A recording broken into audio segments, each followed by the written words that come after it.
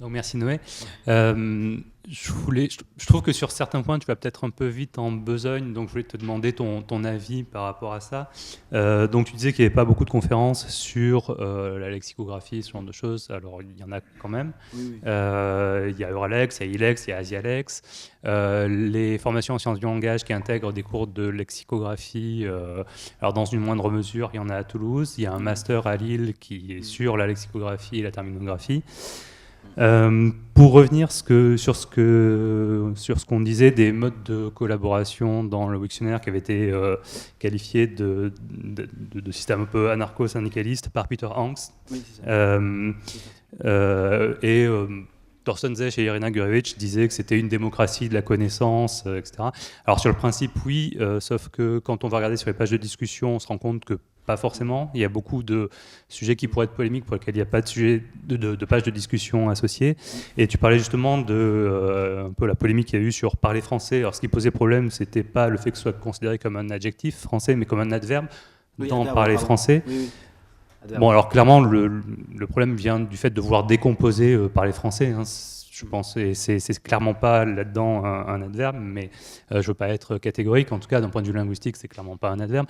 Mais rappelle-toi, puisqu'il s'agit de toi, qui avait voulu expliquer en quoi, avec des tests linguistiques, ça ne pouvait pas être un adverbe. Tu avais pris la peine de rédiger une page entière, et quelle a été la réponse qui t'a été donnée? Merci Noé pour ce long laïus grammatical, blablabla, ça n'est pas un adverbe, enfin c'est un adverbe, point. Je considère pas ça vraiment comme une argumentation, mais bon, il y a plein d'autres exemples comme ça. Hein. Tu parles de la subjectivité aussi des lexicographes, d'une part, et tu opposes le Wiktionnaire aux autres dictionnaires dans le sens où le Wiktionnaire n'est pas normatif, mais il me semble que, à part le dictionnaire de l'Académie française qu'on pourrait considérer comme normatif, le Larousse et le Robert ne le sont pas nécessairement, ils sont plus descriptifs que normatifs. Si donc ça me paraît un peu raisonnable de dire ça. Et sur la subjectivité, tu parles de subjectivité individuelle des lexicographes. Alors, effectivement, je pense que Jean Prouveau pourrait en parler plus longuement que moi. Émile Littré a mis son empreinte dans le dictionnaire. Mais aujourd'hui, ce n'est pas forcément un lexicographe donné qui va imprégner sa subjectivité. Ça va être la norme dominante, et les Dubois disaient ça dans un ouvrage d'introduction à la lexicographie. Et tu disais par ailleurs qu'on trouvait très peu de choses sur la démarche lexicographique. Alors il y a quand même quelque chose sur le site du Robert, mais par contre je te conseille d'aller regarder sur les sites de dictionnaires anglais comme le Macmillan Dictionary, où Michael Randall a fait un blog qui décrit mais vraiment toutes les étapes du début jusqu'à la fin de la création du dictionnaire.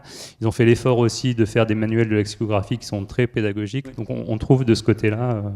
Voilà. Je te conseille aussi en anglais. Le manuel dont tu parles, c'est en anglais. Oui, oui. Bah, il s'adresse à des usagers anglais, quoi.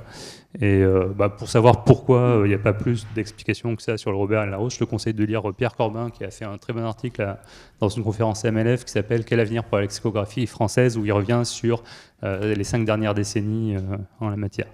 Okay. Voilà.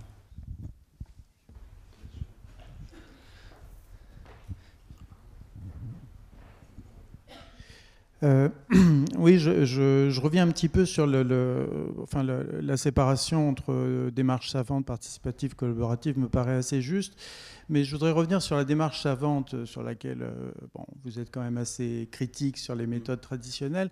Je pense qu'il ne faut pas oublier aussi d'où ça vient et pourquoi c'est comme ça. Et une des raisons, je pense qu'il ne faut pas oublier, c'est que d'une part, les dictionnaires sont des outils, c'est-à-dire qu'ils doivent servir. Et pour servir, il faut qu'à un moment donné, ils soient finalisés. C'est-à-dire, je veux dire, si vous voulez acheter une voiture, vous ne pouvez pas prendre une voiture pendant qu'il y a des gens qui sont en train de la fabriquer. À un moment donné, on est obligé de la terminer, et là, vous pouvez utiliser la voiture. Et dans le même sens, il ne faut pas oublier aussi que les dictionnaires, et là on est plutôt effectivement dans la dictionnérique, c'est-à-dire que ce qu'on connaît aujourd'hui des dictionnaires n'a pu exister que parce qu'il y a eu toute une aventure commerciale et éditoriale. Sinon, ce serait resté dans quelques dictionnaires savants. Donc la richesse qu'on a aujourd'hui des dictionnaires, elle est passée en fait par des maisons privées d'édition qui ont commercialisé. Et comment elles ont fonctionné ? Elles ont fonctionné en grande partie pour l'éducation. Avec les dictionnaires, pas forcément des dictionnaires qu'on appelle scolaires, mais ce que je veux dire, c'est que les dictionnaires et le marché des dictionnaires est quand même majoritairement, il faut pas l'oublier, dans un but d'utilisation dans les écoles, par les apprenants, etc. Et là aussi, je pense qu'il me paraît très difficile de fournir un outil d'apprentissage pour les écoles avec des objets qui sont en perpétuelle mutation, en perpétuelle réécriture, sous des modes collaboratifs, etc. Il y a d'ailleurs des tentatives qui ont été faites et qui se sont avérées malheureusement assez catastrophiques, puisqu'il y a un dictionnaire qui a été fait comme ça, qui a été retiré du marché. Oui. Donc ce que je veux dire, c'est qu'il ne faut pas perdre de vue aussi cette réalité en fait des dictionnaires pour les enfants, pour l'école, etc.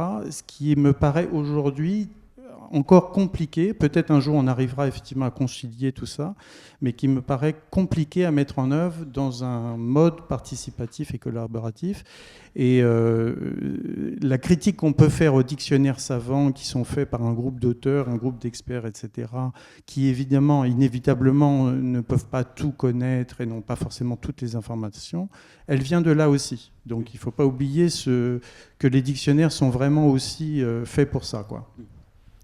Je vais répondre un peu aux deux personnes. J'ai moins de réponses à faire pour les premières interventions, parce que sur les conférences, je vais lier un peu les deux, sur les conférences qui parlent de création de dictionnaires, il me semble qu'il y a un aspect très important qui est l'évolution technologique, et une des conférences mentionnées, c'est sur la lexicographie électronique, que j'ai pas mentionné, puisque il me semble que c'est surtout un outillage plus qu'une approche méthodologique. Mais on en discutera. Oui, mais en tout cas, oui. En tout cas, sur l'évolution technologique, j'indiquais le fait qu'on puisse accéder aux sources des dictionnaires. Il est évident que historiquement, on ne pouvait pas y accéder, non pas par manque de volonté, mais par manque de possibilités technologiques. Il n'était pas possibilité technique, il n'était pas possible de rendre disponible le corpus utilisé pour faire un dictionnaire. Ou ce type de choses n'était pas fait nulle part parce qu'il n'y avait pas de nécessité, il n'y avait personne qui allait vouloir le faire, qui allaient vouloir y accéder, et en plus parce que c'était compliqué techniquement quoi, de garder ces archives-là. Ce qui me semble être beaucoup plus facile maintenant, d'archiver le travail que je fais par exemple sur le terrain, sur une langue en danger, pour ne pas parler du cas français. Je fais de l'enregistrement, l'enregistrement vidéo. Il y a un demi-siècle, c'était de l'enregistrement sur des cassettes mini MD, là, des cartes MD, et c'est pas réutilisable, les bandes sont perdues. Donc il y avait déjà une volonté de conserver et de patrimonialiser, mais par contre, et de rendre disponibles les sources, mais c'était peu pérenne. Maintenant, on arrive vers une pérennité possible des sources, ce qui permet leur réutilisation. Sur le fait qu'il y ait plus ou moins de conférences, c'est quand même, à mon sens, des conférences qui s'adressent aux personnes qui font des dictionnaires et n'intègrent pas du tout les usagers. C'est pas des conférences qui amènent à réfléchir sur comment on fait les dictionnaires avec les usagers, avec les lecteurs, lectrices ou auditeurs, auditrices, s'il y avait des dictionnaires oraux. Enfin, on n'est pas dans des choses ouvertes, collaboratives dans ces réunions-là, en tout cas. Mais c'est pas forcément un tort. Hein, voilà. Par rapport à la dernière remarque sur l'aspect pédagogique, je pense que les dictionnaires ont tout à fait ce but pédagogique. Il y a un projet en cours actuellement qui s'appelle le Dico des ados, qui est un projet type Wiktionnaire réalisé par une institutrice suisse, qui en est à 1500 mots, la dernière fois que j'ai regardé, qui fait ça avec ses élèves, de les faire décrire pour un jeune public. Et c'est très intéressant. Elle lit toutes les pages ont un lien vers le Wiktionnaire pour une définition plus longue, ont un lien vers Wikidia, qui est l'équivalent de Wikipédia, mais pour les 8-13 ans, qui marche très bien aussi, et vers le Larousse. Donc ça s'inscrit dans un ensemble de ressources, mais il y a déjà cette volonté de faire un outil au fil de l'eau avec le public à qui ça se destine. Donc ces types d'initiatives existent. Après, on verra si elle arrive vers le même problème, mais c'est pas un projet collaboratif totalement, c'est un projet participatif, dans la mesure où il y a une expertise, il y a une personne qui vérifie avant publication, et après publication, il y a des vérifications par des adultes. Ça va ? S'il y a d'autres questions.